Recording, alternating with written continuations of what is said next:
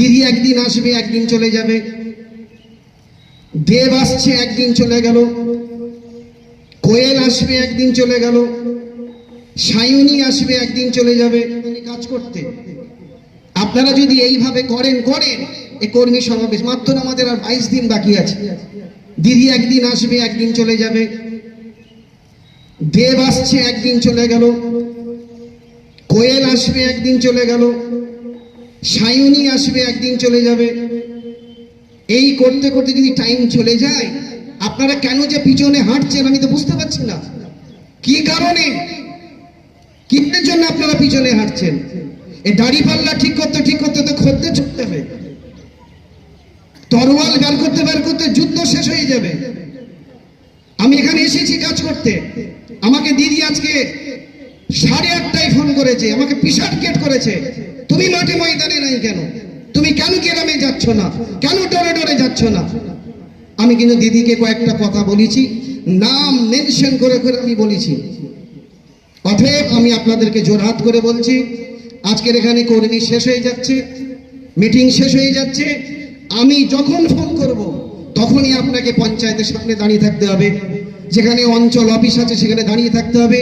রাত 2টো বাজুক, 12টা বাজুক, দুপুর 2টো বাজুক, 2:30টা বাজুক, 3টে বাজুক, যখনই ফোন করবো আমাকে গ্রামে ঢোকাতে হবে।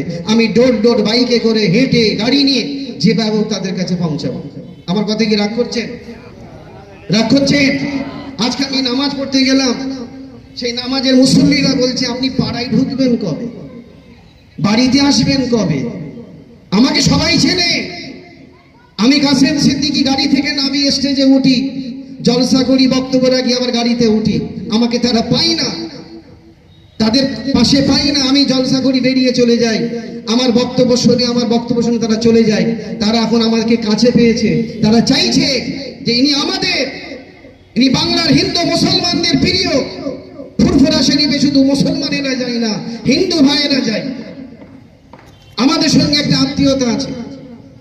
মসজিদ থেকে যখন বেরোই, ফুরফুরা শরীফে দেখবেন অনেক মসজিদে নামাজ পড়ে আপনি বেরো হবেন, দেখবেন মসজিদের পাশে আমার হিন্দু ভাইয়েরা, হিন্দু মায়েরা, দিদিরা তাদের বাচ্চাগুলোকে বুকে করে নিয়ে দাঁড়িয়ে আছে।